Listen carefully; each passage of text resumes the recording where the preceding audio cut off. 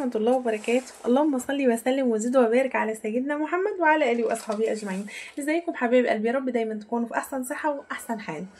النهارده كده يوم جديد، فيديو جديد ان شاء الله باذن الله. الفيديو النهارده كذا كده نصيحة هتستفادي منها كتير قوي، خصوصا في ايام الاجازة دي. ان شاء الله لو لسه ما عملتيش حاجه خلال الشهرين اللي فاضلين دولت هتعملي وهتشتري دهب بفضل الله سبحانه وتعالى. بس لو لسه بقى اول مره تشوفي قناتي اسمها وصفه نصيحه حمام مسك، خشي كده خدي لك لفه في الفيديوهات. قناتي خاصه بالتوفير والميزانيات وانك تعملي فلوس وانك تشتغلي وانت قاعده في بيتك وتحققي اهدافك وامنياتك. كمان هتكلم ازاي تسوقي يعني المشروع بتاعك وازاي تبداي مشروعك من البيت، ومدياكي كده كذا فكره. بس لو لسه بقى يعني ما صليتيش على النبي عليه افضل الصلاه والسلام، فصلوا على من يشفع لكم يوم القيامه عليه افضل الصلاه والسلام. صلوات ربي وسلامه عليك يا رسول الله. يا حبيبي يا رسول الله، حبيبنا كلنا والله. اللهم صل وسلم وزد وبارك على سيدنا محمد وعلى اله واصحابه اجمعين. يا بنات، قد ايه الصلاه على النبي بتريح القلوب. ربنا يريح قلوبكم جميعا ويطيب قلوبكم جميعا من كل شر ومن كل اي حاجه وحشه في الدنيا. ربنا يسعد ايامكم ويحليها ويكبر بخاطركم ويستر اعراضكم ويشفي مرضاكم. قولوا امين، اللهم امين. لو لسه بقى ما ضغطتيش لايك اضغطي لايك، ولو لسه اول مره تشوفي الفيديو بتاعي او تشوفي القناه بتاعتي اشتركي على طول في القناه وكبري عيلتنا كده الجميله بيكي، خليها تكبر كده وان شاء الله تستفادي من الحاجات اللي احنا بنقولها. قبل اي حاجه عايزه اقول لكم مهما بنتكلم على التوفير يعني الله سبحانه وتعالى بيقول ولا تجعل يدك مغلوله الى عنقك ولا تبسطها الى كل البسط. فاحنا مهما بنوفر فاللي هو مش هخليك انك تحرمي نفسك قوي، لا انا بقول لك الحاجات دي حاجات احنا مجربينها، حاجات كنا الاول ما بنعملهاش زي اي واحده، كنا مسرفين كنا بس ابتدينا نبدأ ان احنا عايزين نحقق هدف، فبنشجع بعضينا وبنحقق اهدافنا. ربنا يا رب يحقق اهدافكم جميعا وتحققوا لنفسكم فيه، اللهم امين. فهديكي كده كذا فكرة، 10 افكار يا بنات ساعدتني جدا في الادخار والتوفير. تمام، ايه هم يا مسك ال10 افكار دولت؟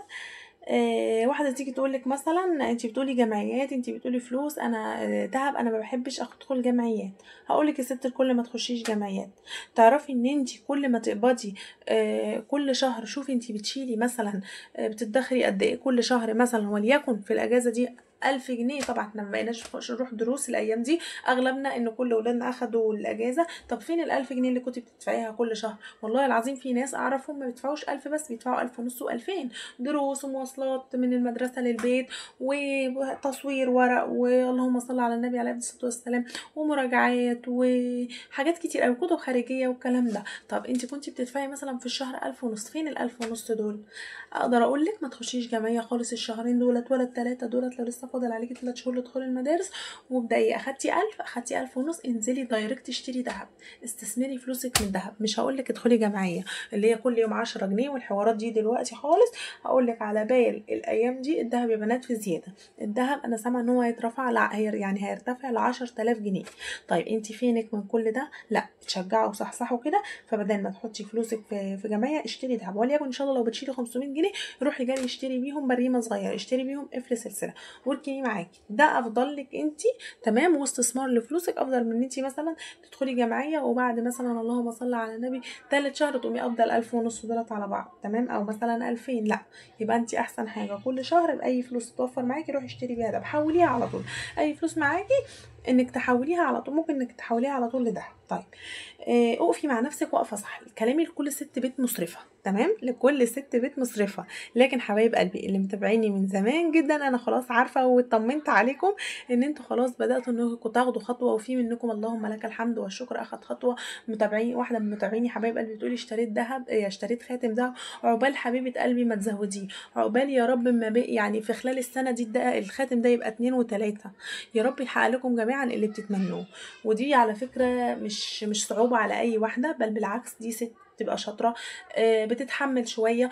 مش الشرط برضو ان يكون المرتب بتاعها بقى مبالغ فيه، او لا اصل دي مرتبها حلو بتشتري دهب ودي مرتبها وحش ما بتشتريش. لا بالعكس، ده ممكن اللي بتشتري دهب دي قادره ان هي تدير نفسها، ممكن مرتبها يكون اقل من حضرتك اللي انت بتتكلمي دلوقتي او كده. بس في فرق ان في واحده بتقف مع نفسها واقفه صح، بتقف مثلا وتقول انا فين من كل ده. انا مثلا مش اقل من حد لابس غويشه، او انا مش اقل من واحده جهزت بنتها، او انا مش اقل من واحده قاعده مثلا في شقه ملك وكل ده بمجهودها. هو شغل جوزها اساسا بيشتغل ايه اكتر من جوزي؟ اقعدي اتكلمي مع نفسك كده شويه بس، ما تحقديش على حد. ما تبصيش في رزق حد، دي اهم حاجة. اوعي تبصي على رزق غيرك. اعرفي ان ربنا مقسم الارزاق. اعرفي ان انت لو بتاخدي 10 وغيرك بياخد 20، فهو ربنا معوضك بحاجة تانية وناقص منه حاجة تانية. انا بقى اقدر اعمل ايه؟ اقدر اشجع نفسي. اما بقولك انك مثلا شوفي مثلا دي اشترت وعملت، لا انا ما ببصش ان هو انا زعلانة ان هي اشترت، لا بالعكس، ربنا يزيدها ويزيدنا ويديني تشجيع اكتر ان انا اعمل ومجهود، اشتغل على نفسي بمجهود اكتر ان انا اوصل للحاجه دي. لكن اوعي اوعي اوعي ما تبصيش على رزق، وانك تبصي على رزق غيرك، بالعكس حياتك هتسخط عليكي. حياتك بدل ما فيهاش رضا انت هتتعبي. اولا حبايب قلبي، ربنا يعافيكم جميعا من تعب الدنيا وشقائها، اللهم امين يا رب العالمين. كمان عايزه اقول لك مثلا تيجي تقول لك ما بحبش الجمعيات خالص وما بعرفش ادخل جمعيات وما فيش ناس ادخل جمعيات، لكن انا مثلا بقدر ان انا احوش حاجه بسيطه كل شهر، وانا مش هعرف برضو اشتري الذهب ده كل شهر. ممكن اقدر اقولك ان ممكن تشتري اي حاجه قسط، اللي هو اولا انتوا تعرفوا دلوقتي هنزل لكم لينك بيجي على الفيس على طول الايام دي بيعلنوا عنه ان في ذهب بالقسط. تمام، لو لسه بقى اول مره تشوفوا الحاجه دي هكتب لكم اللينك تحت كده في صندوق الوصف، اللي هو ايه يا بنات، اللي هو شراء الذهب بالقسط، اللي هو انا بشتري الذهب تمام جرامات عادي وكده، وببدا ان انا اقسط فيه. زي دلوقتي عايزه اقول لكم القسط ما خلاش حاجه، زي ما في عمره بالقسط وفي حج بالقسط. طبعا انا ضد كده خالص، انا لازم الحاجات دي باذن الله ربنا يرزقنا ويرزقكم بيها.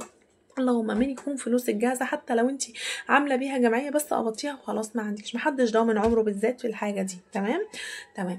لكن القسط مثلا اللي هو انا هشتري اي جهاز كهربائي مثلا، محتاجه مثلا تكييف، محتاجه هاند بلندر، محتاجه ساندوتش ميكر، محتاجه بوتاجاز، محتاجه. تمام، الحاجات دي بالقسط حلو قوي. ليه؟ لان انا مثلا انا واخداها على سعر وليكن اي حاجه، انا ما بقولش وليكن اي جهاز مثلا واخداه ب 5000 جنيه. تمام، والقسط مثلا على سنتين، بعد السنتين دولت ال 5000 جنيه دولت بتاع الجهاز ده هيوصل ليكون ل 10، فانت الكسبانه، وهتكون انت لسه بتسددي في اللي هو سعره اساسا ال 5000 جنيه. فساعتها الجاي لاي حاجه قسط في بيتك ساعتها انت اللي كسبانه. تمام تمام. كمان عايزه اقولك لازم تكوني مقتنعه بالفكره نفسها، الفكره دي بالذات. تمام، لازم تكوني مقتنعه بيها وتبداي واحده واحده. يعني انا ما اجيش لواحده مسرفه جدا جدا جدا وما بتتوفرش ومرتبها كتير وما بتوفرش منه حاجه، بل بالعكس المرتب بيخلص منها من اخر مثلا 20 يوم في الشهر ويبدا معاها 10 ايام تبقى زنقه جامد، عذرا يا بنات مع ان المرتب بتاعها يكفي ويوفي لاي حد تاني. واقول لها ايه؟ لا، ما تصرفيش اي حاجه من الرفاهيات دي وامسكي على نفسك. ده انت ممكن تحوشي بدل الحاجات اللي انت بتصرفيها اوفر دي، ده انت ممكن تحوشي 2000 ل 2000 ونص في الشهر. وامنع نفسي خالص، هقول لك النتيجه هتيجي معاكي عكسيه تماما لو انت من الناس دي. تمام، لا انا ببدا واحده واحده. المره دي شلت 200، المره اللي بعديها قدرت شويه وعدى الموضوع من غير مثلا 200، ابدا اللي بعديها اقوم شايله كمان 200، ابدا الشهر اللي بعديه جربت 200 في 200 اجرب اشيل 500. الموضوع بيجي واحده واحده، لكن ما جيش ان انا مسرفه جدا وبخرج وبعمل هو مش شايله مره هوبا 3000 جنيه واقول ده انا ولا خروجات ولا هتتعبي ومش هتستمري كتير. تمام، ومش هتحققي هدفك. فالموضوع يجي واحده واحده. يا بنات ضغطتوا لايك ولا لسه؟ طب صلوا بينا على النبي وزيدوا النبي صلى عليه افضل الصلاه والسلام. الخروجات بقى في الاجازه وتوفير التوفير. ايه هو التوفير ده يا مس؟ طبعا كلنا ولادنا خلاص خلصوا المدارس والدروس، وطبعا عايزين بقى الايام اللي جايه دي كلها فري. يا مامي بقى عايزين نخرج وعايزين نروح وعايزين نجيب وعايزين نعمل. اوكي، مفيش مانع ان انا مثلا اخدهم مره بعد ما يخلصوا مثلا الامتحانات والكلام ده، اخرجهم خروجه حلوه. لكن بقى بصوا، محدده مثلا في الخروجه دي لولادي، ببقى مديهم كده الشروط.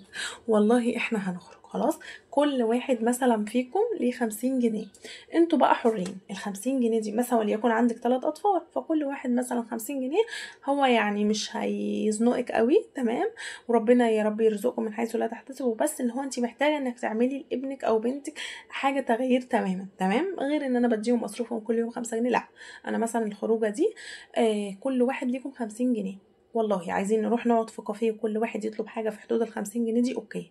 في حاجه تانية، والله عايزه اعمل لكم سندوتشات هنا وازايز عصير من هنا لبيتي مثلا، وناخد معانا ازايز ميه، وال50 جنيه دي ندخل بيها محل لعب وتشتروا بيها كل واحد لعبه ما يعادل 50 جنيه، حتى لو حاجه صغنونه كده بس تفرحهم، اوكي. طب عايزين ان احنا ناخد ال150 جنيه دول، تمام، واعمل لكم بقى اكل زي اكله مطاعم اللي انتوا تختاروها، تمام، واخدكم في جنينه ونقعد، اوكي برضو تمام. انا بديهم كذا فكره وكذا اختيار وهم عليهم الاختيار، لكن ما اروحش بقى معلش انا خلصنا امتحانات اقوم رايحه واخده قاعده في اكله مطعم مثلا دافعالي فيها 600 700 جنيه، تمام، واكلنا وخلاص والموضوع عدى وروحنا. فين الفسحه في كده؟ مفيش فسحه. فين ان ولادك اخدوا قرارهم من نفسهم؟ مفيش. فين اللعب اللي هم لعبوه؟ فين لا مفيش. يبقى انا كفيله ان انا ابقى محدده لهم، والله كل واحد ليه 50 جنيه وانتوا اختاروا. ممكن ناكل مثلا تطلبوا حاجات حلوه في كافيه، ممكن احنا نعمل الحاجات الحلوه اللي انتوا عايزينها دي هنا في البيت باقل القليل، وتشتروا كل واحد لعبه، واللعبه دي هتلعبوا بيها بره وهتروحوا تلعبوا بيها وهتفضل مثلا قاعده معاكم شويه، تمام. فولادك على ما تعوديهم، ابنك او بنتك على ما تعوديه، تمام. وجوز لا بصي ابنك على ما تربيه وجوزك على ما تعوديه، بس برضو احنا بنعود ولادنا على الحاجات دي. والله الولاد دايما يا بنات اللي اهلهم ماسكين عليهم شويه، مش مخليين كل طلباتهم مجابه، مش كل ما الولد او البنت احنا عايزين كذا يا مامي عايزين كذا انهم منفذين، الولاد دي بجد بيبقى ربنا هاديها جدا. ربنا كده بيبقى هادي الولاد دولت لاهاليهم، لان هما مش مسرفين، عارفين قيمه النعمه، عارفين ان في ناس كتير محتاجين، غير بقى الناس اللي هي مش عايزه، مش مخلين ولادنا عايزين حاجه ومع ذلك معفرطين، ربنا يعافينا وده. فربنا يهديكم اولادكم جميعا. وما تنسوليش اللايك والصلاه على النبي عليه افضل الصلاه والسلام، وشاركوني كده يا بنات في التعليقات، بحب جدا تعليقاتكم الجميله. ربنا دايما يفرح قلوبكم زي ما كل واحده كده بتفرحني وبتكتب لي تعليق. روحي يا شيخه ربنا يفرحك ويرزقك من حيث لا تحتسبي، ويهدي لك اولادك ويهدي لك زوجك، ويجعلك يا رب راضيه مرضيه، وعايزه اقول لك ويحقق لك كل اللي نفسك فيه. لو نفسك في شغل وتبقي مديره اعمال ربنا يحققه لك، لو نفسك في بيت ملك ربنا يحققه لك، لو نفسك في اي حاجه كل اللي بتتمنيه ربنا يا رب يحقق لك اللي بتتمنيه، اللهم امين. فعودي ولادك على مثلا ان احنا بنوفر مش عشان حاجه، علشان الحاجه دي ليكم انتوا بعد كده، ان تعيشكم يعني ايه عيشه كويسه. بجيب لكم اللي احنا اللي نفسنا فيه وكل حاجه، بس الحاجات دي بعملها في البيت من نظافه. وابدا بقى ان انا احكي لهم المطاعم مهما كانت نظيفه في الوش، ولو خشيتوا المطابخ مثلا او الحاجات دي الله اعلم فيها ايه من جوه الكلام ده، تمام. لو مصروفك بقى باليوم، وانا مش هعرف يا مسك اشيل مثلا كل شهر 500 جنيه او كل شهر 200 جنيه، عايزه اقول لك لا، حاولي انك تستمري على التحويش. حتى لو هتشيلي كل يوم 10 جنيه، حتى لو مبلغ بسيط تعرفي، حتى لو 10 جنيه او 5 جنيه خلاص وانتي مصروفك باليوم، بس استمري. ما تبصيش ان ال10 جنيه دي هتعملي ايه او ال5 جنيه. والله العظيم في بنات عملوا من ال10 جنيه دي اشتروا اجهزه كهربائيه، ومن ال10 جنيه دي اشتروا ذهب، اشتروا خاتم ذهب، وشويه شويه كبروا الغويشه، وشويه شويه عايزه اقول لك اشتروا حلق. فال10 جنيه دي ما تستهونيش بيها خالص، مبلغ بسيط. هيطول شويه لو انت ما دخلتيش جمعيات في تحويشه، لكن مبلغ بسيط مش هيأثر معاكي. ممكن انت تقومي وانت ماشيه شاريه بيكي الشيبسي واكلاه وضاعت ال10 جنيه، تمام. فانت المبلغ بسيط ما تستهونيش بيه، بس ان شاء الله هتوصلي للهدف طول ما انت مستمريه عليه، تمام. كمان عايزه اقول لك ما اللهم صل على النبي، الكلام بيروح مني يا بنات. اول حاجه مثلا انا قبضت بقوم كاتبه كل الحاجات اللي انا عايزاها، تمام. انا معايا مثلا، او عايزه ان انا مثلا معايا مبلغ معين وعايزه اشتري ده وده وده وده، وكتبت لسته كده بيهم، تمام. طيب الحاجات اللي انا كتبتها هي في حدود 3000 جنيه، تمام، هي في حدود 3000 جنيه.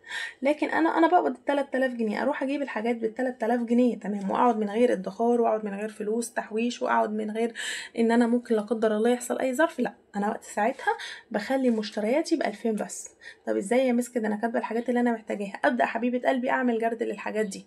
والله انا كاتبه مثلا مثلا يعني وليكن 10 ايام لحوم في الشهر، تمام. ابدا لا كفايه 7 قوي حلوين، تمام. البطن عامه ما بتشكرش، ممكن اعوضهم ببقوليات بحاجات تانية. وفرق الفلوس ابدا ان انا اعمل كده. مثلا انا كاتبه مثلا 5 مرات فاكهه في الشهر، لا كفايه 4، وكفايه ان انا بدل كاتبه لكل مثلا نوع فاكهه ب50 60 جنيه، لا ده انا ممكن اجيب انواع فاكهه ب30 و40 جنيه. مثلا انا كاتبه 2 كيلو برسيل طول الشهر، لا انا ممكن اعمل عمليه نقع وابدا ان انا اغسل مثلا براحتي وده واعمل مثلا عمليه تبديل واجيب كيلو ونص بس. خلاص. الموضوع كده. كاتبه مثلا للكهرباء 300 جنيه، لا ده انا ممكن الشهر ده احاول على قد ما اقدر اقتصد وما استخدمش اي اجهزه كهربائيه، ابدا الانوار تقل شويه، ابدا ان انا نتجمع انا واولادي كلنا في اوضه واحده. دلوقتي مبقاش في حد بيذاكر، نبدا ان احنا كلنا قاعدين في مكان واحد. التلفزيون ساعه واحده مثلا في اليوم، نغير الوقت، ان مثلا يجي لنا ساعه كده نقوم مطفيين نور الشقه كلها وطالعين قاعدين في البلكونه انا واولادي مغيرين جو. او لو بيتك مثلا اطلعي فوق السطح، ونبدا ان احنا مثلا قاعدين شويه مثلا تحت خارجين مش عارف ان اطفي الانوار كلها، وابدا ان انا اقول ان شاء الله مثلا الكهرباء مش هتجيلي الا 200 جنيه مثلا، اكون انا وفرت ال 100 جنيه. تمام. الموضوع بيجي من كده، الموضوع بيجي واحده واحده. تمام. لكن بتلاقي في الاخر ان انت ما شاء الله عملتي مبلغ. تمام. احكمي على نفسك في المصاريف، صدقيني بدل حكمتي على نفسك في المصاريف هتلاقي نفسك ما شاء الله التزمتي. كمان عايزه اقول لك التهدير، الستات يا بنات معلش المهمله شويه، او اللي بتهدر في الاكل وبتهدر في التوفير، وبتهدر في استخدام الكهرباء، وبتهدر في شراء الملابس، وبتهدر في اجهزتها الكهربائيه ان هي تبوظها، وبتهدر في سجادها وفي انتريها وفي سرايرها وفي ملاياتها وفي كل حاجه. ايه يا مسك الكلام اللي انت بتقوليه ده؟ عايزه اقول لكم حبايب قلبي، في ستات كتير قوي ربنا يا رب يا رب ينور لهم بصيرتهم ويحقق لهم جميع اللي بيتمنوه ويقويهم، ان مثلا انا بهدر اعمل مثلا كيلو الرز، اصل انا ولادي بياكلوا كيلو رز. تمام. وابدا ان انا بعد كده الاقي كبشه رز كده في الحله، شويه في طبق كده، مثلا ايه عليهم نقطتين طبيخ، لا ده انا هرميهم وانا كمان ما عنديش طيور مثلا. تمام. طب مثلا ايه مانع انك شويه الرز دولت اللي هم عليهم طبخ قبل ما تسيبيهم يبوظوا او ان هم مثلا يلقطوا او ان انا احطهم في علبه احطهم في الفريزر، لو عملت برجر على ربع كيلو لحمه دولت هيبقوا ناشفين، واقوم فرماهم واقوم حطاهم. تمام. وهيعملوا لي احلى برجر. ايه المانع ان انا اجيبهم وافرمهم بعد كده لما يبقوا متلجين؟ تمام. واعمل بيهم كفته رز. خلاص. طيب انا ست عرفت خلاص ان انا باكل كيلو الا ربع رز، يبقى ما اعملش كيلو، انا بعمل الكيلو الا ربع. والله العظيم ربنا كده ساعتها بيبارك لك، انت ذات نفسك بتبقي بتحافظي على الرزايه اللي بتغرفيها وهي على المعلقه، بتحافظي على الرزايه وانت بتفضي طبق الرز كده، الرزايه اللي فاضله في طبق الرز. خلاص. انك عايزه بقى تتصدقي وتخيري الرزايه دي لما انت بتسيبيها وتفضيها كده في جرده في الباسكت، تقولي مثلا بنيه ان اكل القطط واكل مثلا الكلاب في الشارع يعني ان هي صدقه مثلا عني وعن ولادي وكده. وطبعا ده مش هتعمليه مثلا على طول انك تهدري بقى كل يوم اطباق رز والكلام ده، لا. فتحاولي تعرفي مثلا ايه اكلك ايه شربك الكلام ده، واعمل على القد عشان ما فيش حاجه تتهدر مني. وفي خصوصا ان في ناس ما بيحبوش مثلا يعملوا اعاده تدوير للاكلات، فانت بدل ما بتعمليش اعاده تدوير للاكلات يبقى اطبخ على قد القد. خلاص ما فيش مانع. تعرفوا لو الرز خلاص وكملنا بعيش احسن من الرز يبقى يتبقى ويبقى فيه اطباق ونرميها. تمام يا بنات. اذكروا الله الا بذكر الله تطمئن القلوب. سبحان الله والحمد لله ولا اله الا الله والله اكبر. تعرفوا انكم لما تقولوا كده يعني سبحان الله والحمد لله ولا اله الا الله والله اكبر، انك وبعد كده تدعي فربنا بيستجيب لك الدعوه. تخيلي ان كل مثلا تسبيحه بدول وبعديها دعاء ان شاء الله ربنا يستجيب لك الدعوه، فربنا دايما يستجيب لدعائكم. اللهم امين ويحقق لكم جميعا اللي بتتمنوه. كمان عايزه اقول لك الاهمال. ايه هو الاهمال؟ انا مش مهمله، ده انا ست مرتبه جدا، لا. الاهمال في نفسك. الاهمال اللي هو انا كل يومين او مغيره مثلا ملايه السرير، واقوم مثلا واخده السجاد كله مثلا غسلاه اللي هو الغسل اللي على الناشف ده، واشغل المروحه كل يوم او كل يومين كل يوم انا عامله كده. صحتك اولا انت كده مهمله في صحتك، ثانيا حاجتك كلها هتبهت وهيبقى الوانها هتتغير، وحاجتك هتجرب بسرعه من الشمس من كتر النشير، وانت ذات نفسك هتتعبي. ما تغيريش الملايات مثلا الا لو كل مثلا 5 6 ايام مره او حتى اسبوع. خلاص. سواء في الصيف سواء في الشتاء. طيب ما غيرش الملايه الا لو اتوسخت. طيب انا ما اخليش بقى اولادي يطلعوا ياكلوا على الملايه عشان كل يوم اغيرها. انت اولا صحتك هتتبهدل، هتستخدمي برسيل كتير، هتستخدمي مسحوق كتير، هتستخدمي كهرباء كتير، غسالتك هتتهلك بسرعه. شوفوا انتوا عملتوا قد ايه في الحاجات اللي انا بقول لك عليها دي كمان. تمام. اعلم ولادي ان هم يحافظوا على هدومهم.